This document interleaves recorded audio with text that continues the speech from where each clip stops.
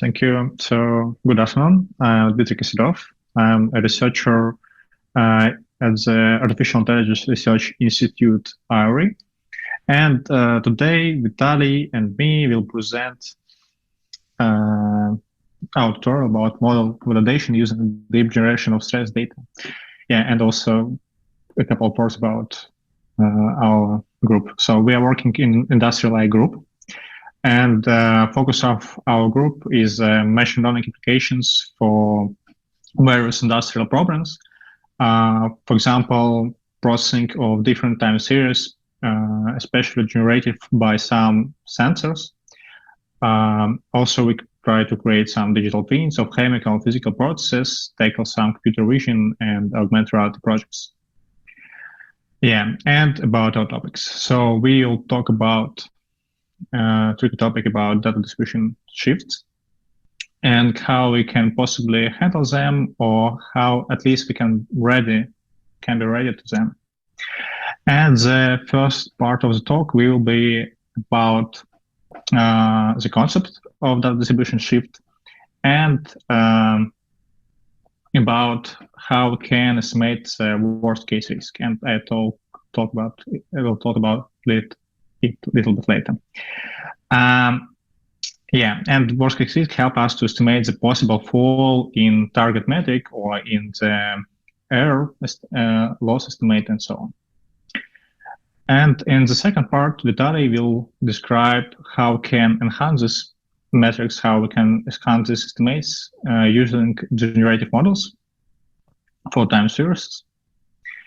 Yeah, so the full quote of the tutorial is published on GitHub.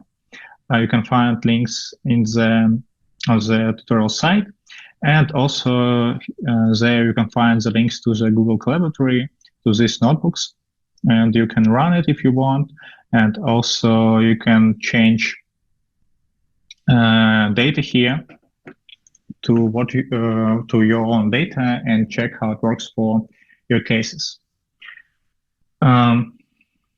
Yeah, let's start. So we are starting by brief description of some basic terms from machine learning. The first one is a supervised learning. And usually in supervised learning, not usually, in supervised learning, we have some observations and we have labels for these observations. And based on this data, we try to train some model that will recover these labels. Labels can be of different types. For example, it can be some discrete ones, like in classification problems, like here in this example, circles or squares, or they can be continuous. For example, we want to predict prices, consumption of some electricity, and so on.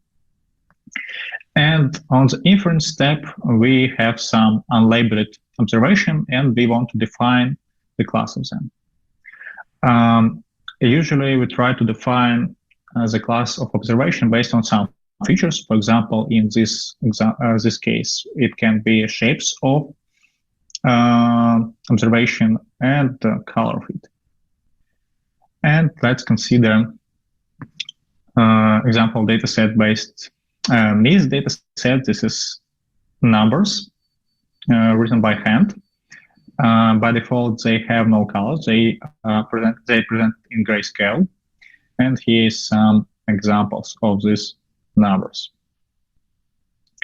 To train a model, we'll convert these numbers into vectors. We just flatten 2 dimensions in 1 dimension, and we assign labels positive if the image is, if we work with handle image of 0, and ones if positive label if it is 8.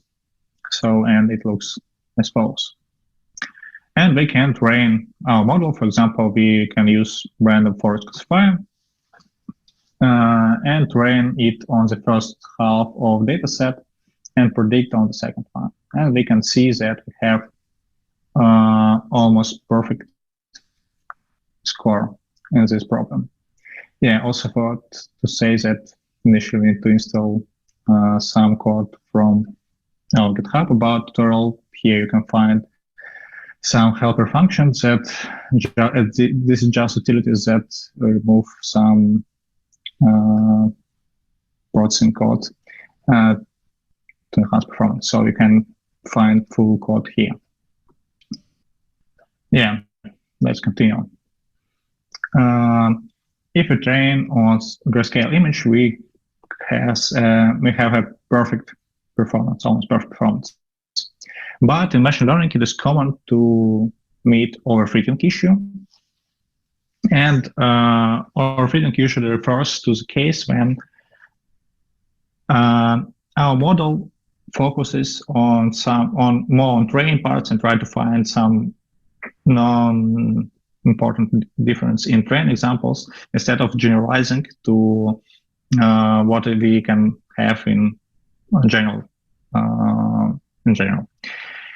Yeah, and for example, to represent this issue, to reproduce this issue, we can add colors to this dataset, and let us suppose that zeros will be red ones and eights will be green ones. And also we'll work with grayscale images, but when we convert images from grayscale to from colored version to grayscale, we use different weights of items, of colors. And for example, converted zero of red color converted to grayscale has different intensities from blue, from green one, and from blue one, and so on. And here, for example, is the intensity visualization histogram. So we have a different scale of our features. So,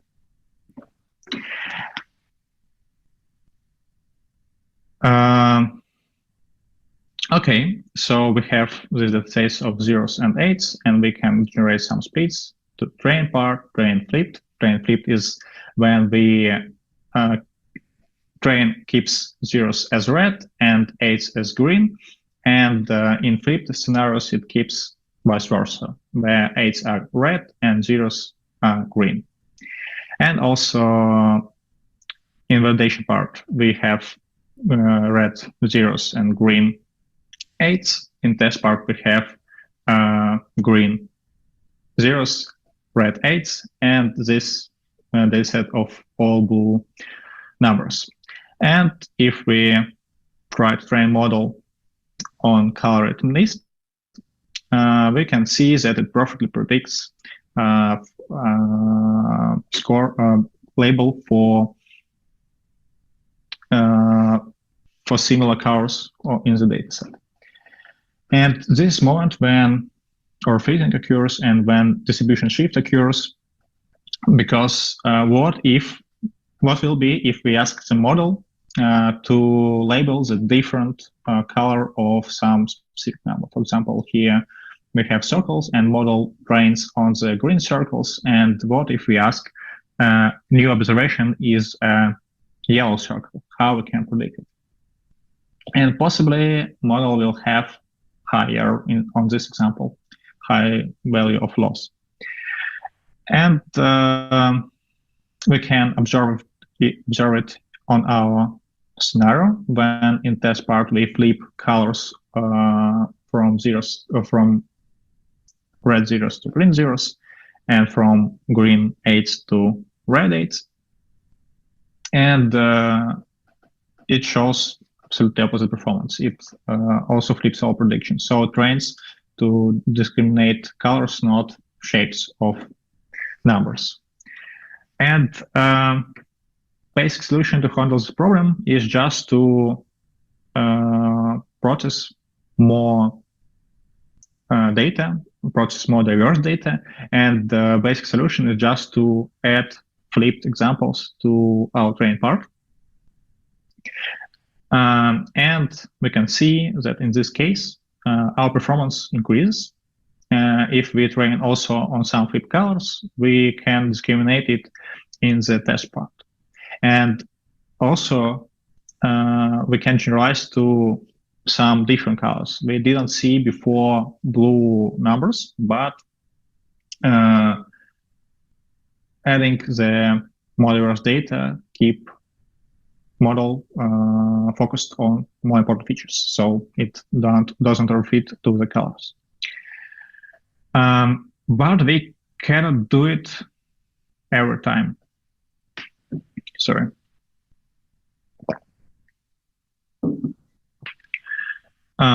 Yeah. So we said that we can work with different colors, but we also may have different variations of different transformations of our initial data set. For example, if we can do some random crops of our images. They differ from what initially we have in the data set, but these images are still images of zeros and eights, and the performance of our model falls on these cases. So yeah, possibly we can handle more diverse data, but we cannot know in advance about all possible types of observations. We may because we work only with the subsample of data, and something can be unobserved. And the second problem is that some shifts occurs only over time. For example, in this image,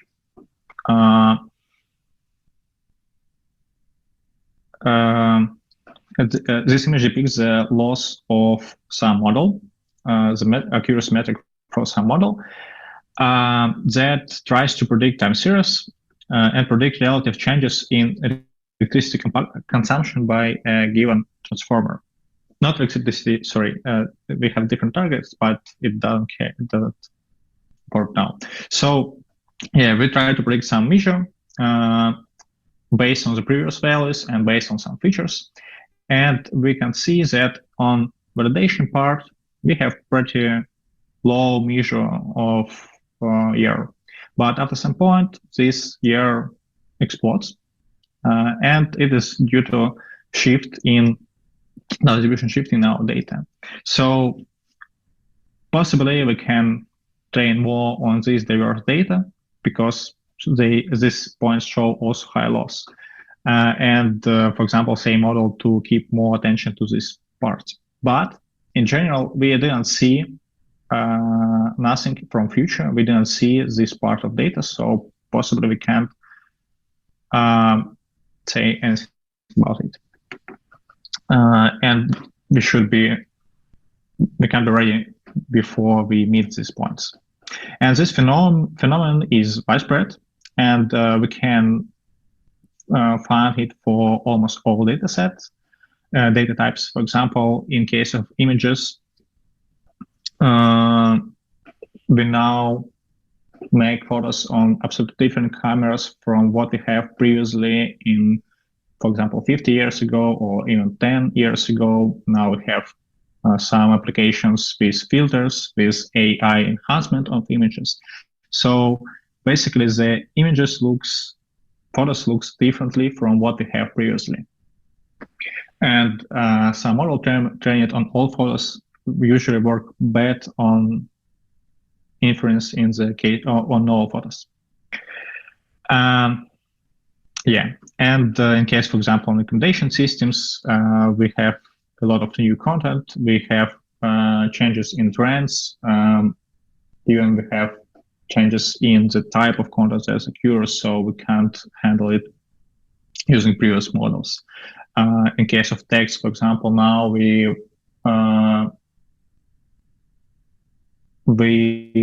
talk more in, for example, chats or in email, so we have some specific words that are used only in these cases and that we can't use in, for example, literature or in books or in oral form. So language changes. For financial data, we have business cycles and market relations. For telemetry, we have different patterns of consumption. For example, some households can change their patterns. For example, they can by novel technologies that has less consumption, that requires less energy to do the same job, and so on. And also we have failures in industrial applications, so it will show different pattern. Yeah. And as previously, we can say that we can have just more data. We can have just more diverse data. But it works somehow, but not in all cases. For example,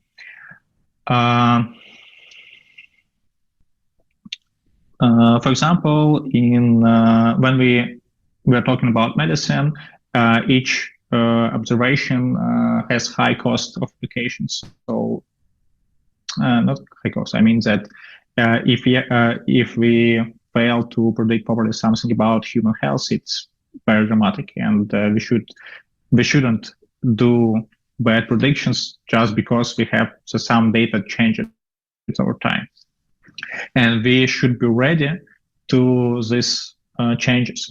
We should understand that these changes occur and be ready to handle it somehow, to understand how performance of our model kind of fall over time and so on.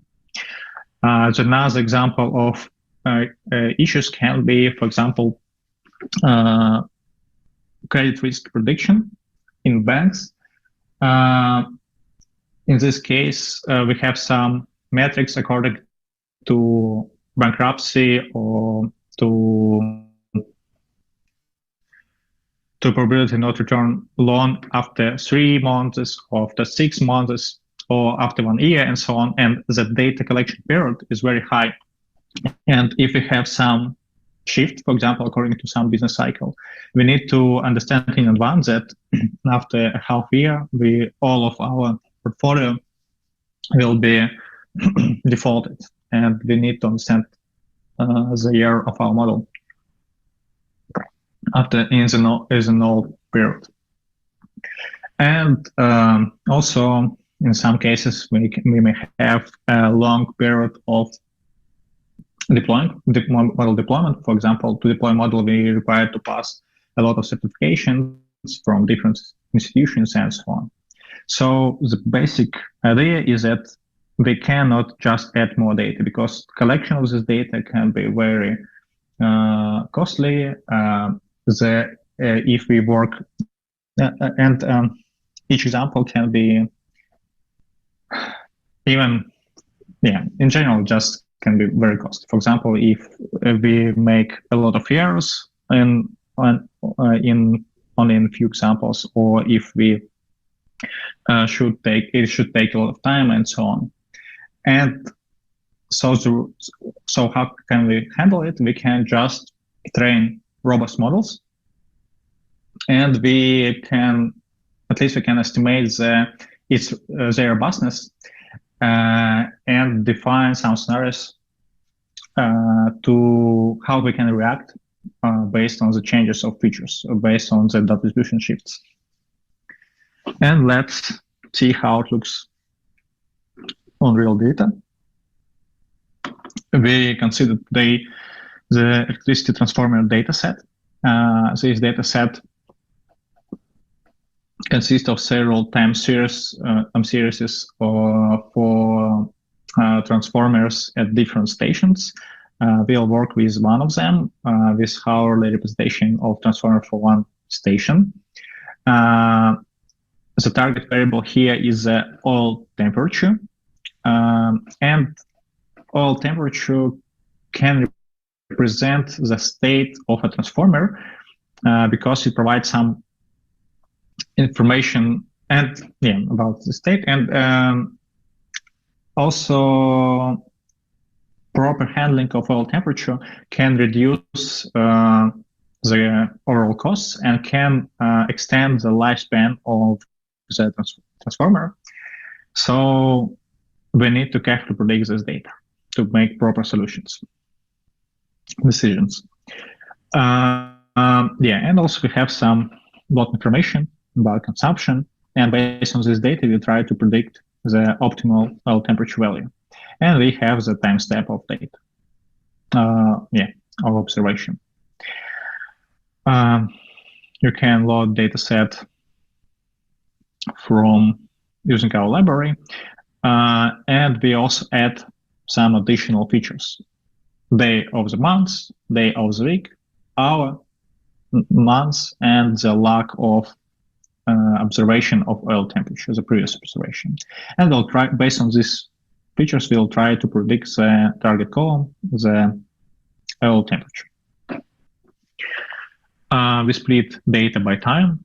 We keep 70% of data in training part, next 15% in validation, and next 50% in test part. Yeah. And how can we visualize how our data looks like, and where the shift that distribution shift occurs? For example, for Huffle measure, we can see the blue ones is the train part, the yellow orange is the validation part, and the green one is the test part. So we can see that in test part we have more variable data for Huffle variable. Similarly for HAL, and in the case of HAL, it's also skewed. Looks like to similar observation to MAFL and MAL. And for case of LAFL variable, we have the second mode in comparison to the original training data, and little bit skewness for low variables, and for target variable we also have a little difference in distributions.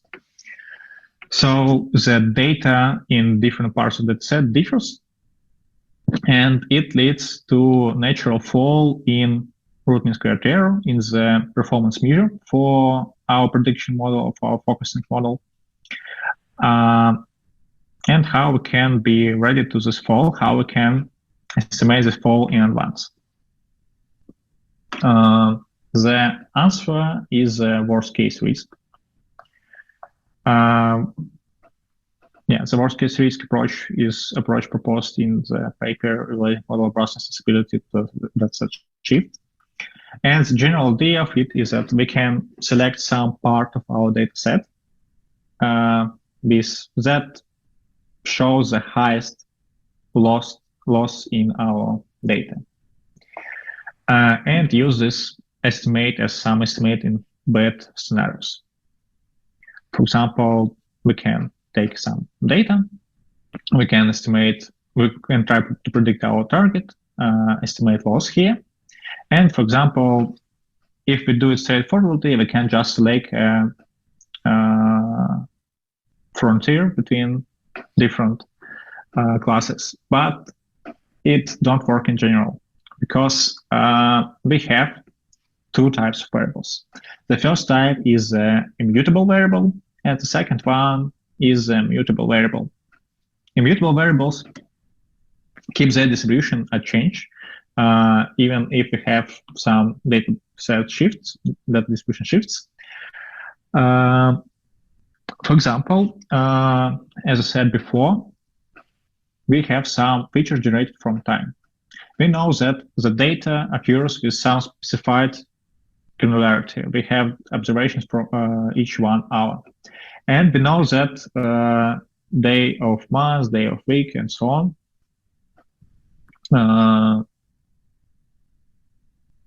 just depends on this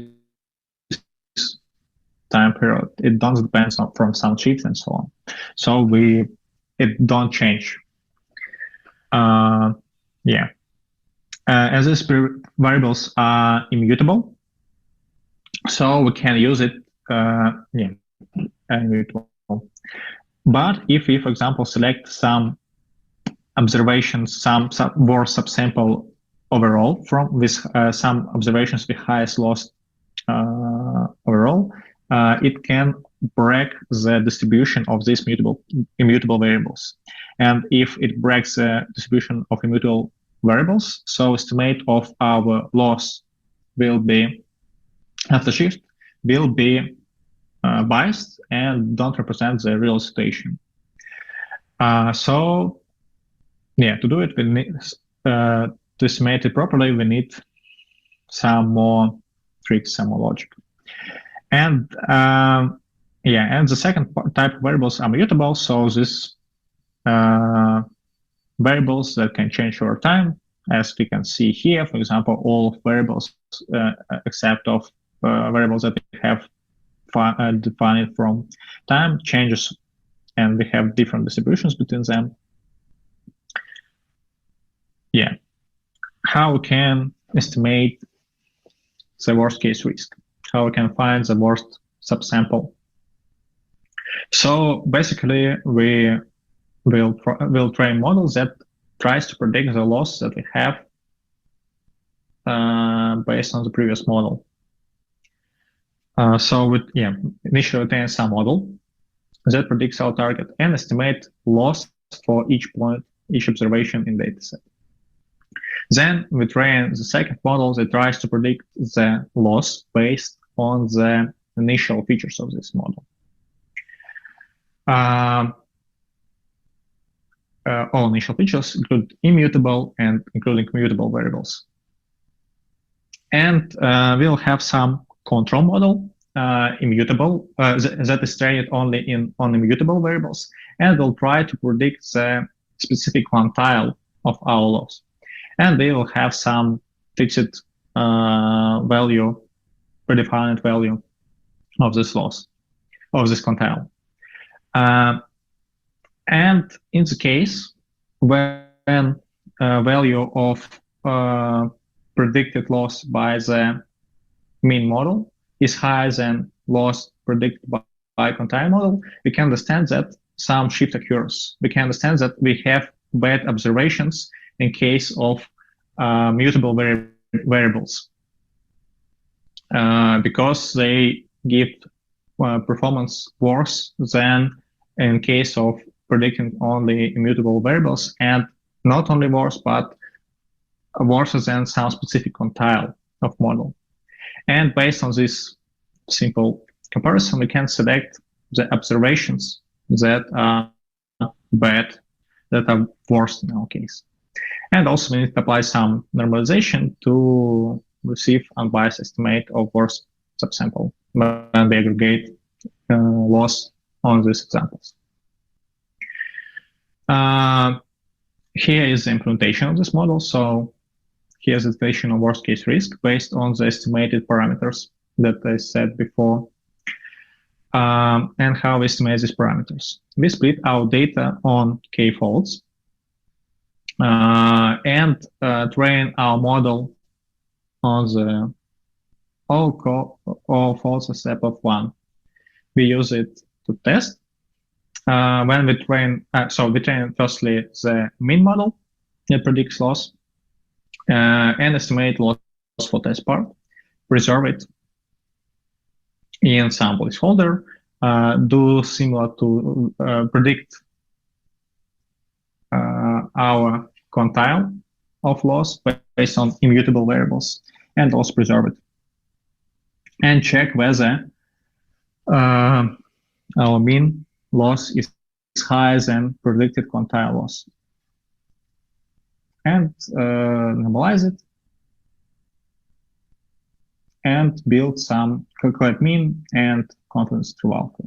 Why we need the k-folds here? Because we don't want overfit to occur. We want just to predict on some variables that observations that wasn't presented in train part. And how it can be applied in our case. As I said before, we have some immutable variables that are just predefined and static over time. It's variables generated from time, hour, months, day of week, day of months, and our mutable variables are all the rest. We train conditional risk model for different types of alpha. Alpha is a quantile of our loss, so we say that we want to select subsamples that has loss higher than for example, 90% of losses that we have previously. And we train it for different parts and estimate on this our loss. We can visualize the dynamics of loss based on this subsample. So if we keep only 10% of worst subsamples in our data set, we will receive pretty high loss of root mean squared error equal to 0.75 and pretty high deviation of this error. And over time, we can receive small observations. And also we have some,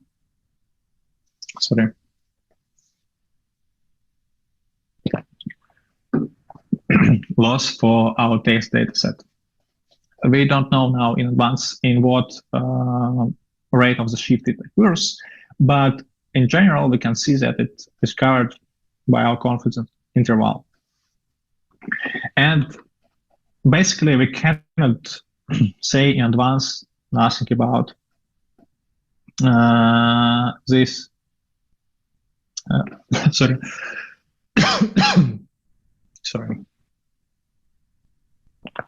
Value on future sample and test data set because we don't observe it yet.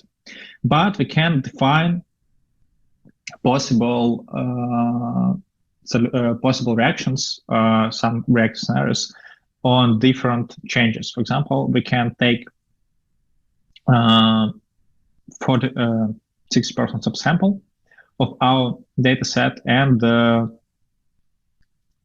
estimate the distributions of variables and how it looks like in how the distribution looks like. We can see that it differs from overall value evaluation part. We can define some strategies based on if we observe the, for example, for larval variable skewness to the right.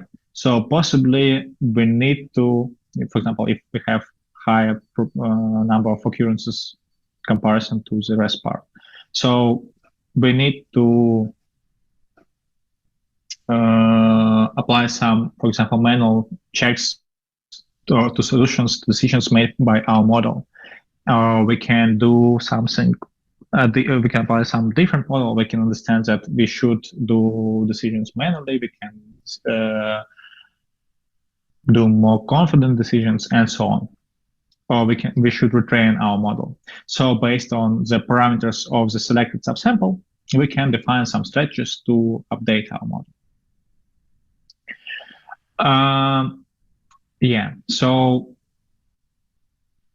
basically this approach gives us some measure of the possible fall in the future, but the problem is that it just covers some specific shift when our data just shifted to some pre-existed points in validation part, for example, or in training part, but it can't say anything about the future because we don't have these points yet.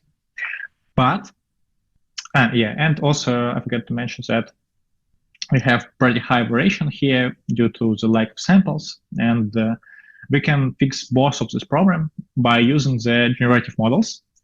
They provide us with some possibly unobserved and some various scenarios, some different from what we have already in real data. And if we apply these techniques to some generative samples, we will have more precise prediction, and not only more precise prediction, we also have we can handle the examples that we didn't see before. And this will be discussed on the second part of our tutorial by Vitaly. He will discuss how we can apply generative models to time series, how we can generate various examples of different of the future of our time of continuation of our time series, and how we can estimate use these generative examples to do better estimates for worst case risk. So that's all about my talk. So have you any questions?